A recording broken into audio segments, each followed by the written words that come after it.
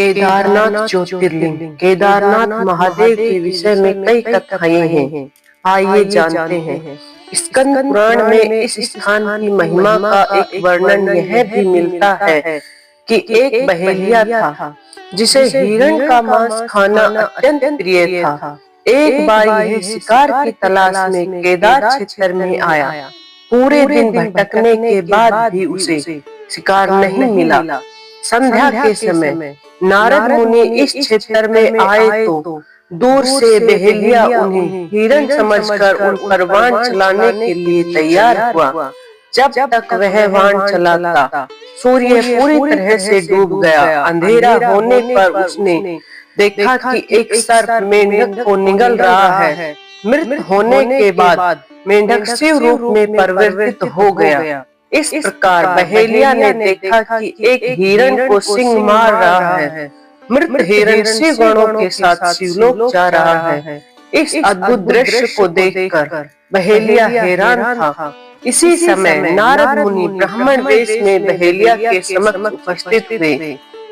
बहेलिया ने नारद मुनि से इन अद्भुत दृश्यों के विषयों में पूछा। नारद मुनि ने उसे समझाया कि यह अत्यंत पवित्र क्षेत्र है। इस स्थान पर मृत होने पर पशु पक्षियों को भी मुक्ति मिल जाती है। इसके बाद बहेलिये को अपने पाप कर्मों का स्मरण हो आया कि किस प्रकार उसने पशु पक्षियों की हत्या की है। बहेलिया ने नारद मुनि से अपनी मुक्ति का उपाय पूछा। नारद मुनि से शिव का ज्ञान प्राप्त करके बहेलिया केदार क्षेत्र में रहकर शिव उपासना में लीन हो गया। मृत्यु के पश्चात उसे शिवलोक में स्थान प्राप्त हुआ। केदारनाथ ज्योतिर्लिंग की कथा। केदारनाथ ज्योतिर्लिंग की कथा के विषय में शिव पुराणों में वर्णित है कि नर और नारायण नाम के दो भाइयों ने भगवान शिव की पार्थिव मूर्ति बनाकर उनकी पूजा एवं ध्यान में लगे रहते। इन दोनों भाइयों की भक्ति पूर्ण तपस्या से प्रसन्न होकर भगवान शिव इनके समक्ष प्रकट हुए। भगवान शिव ने इनसे वरदान मांगने के लिए कहा तो जन कल्याण की भावना से इन्होंने शिव से वरदान मांगा कि वह इस क्षेत्र में जन कल्याण हेतु सदा वर्तमान रहे। इनकी प्रार्थना पर भगवान शंकर ज्योतिर्लिंग के रूप में केदार क्षेत्र में प्रकट हुए।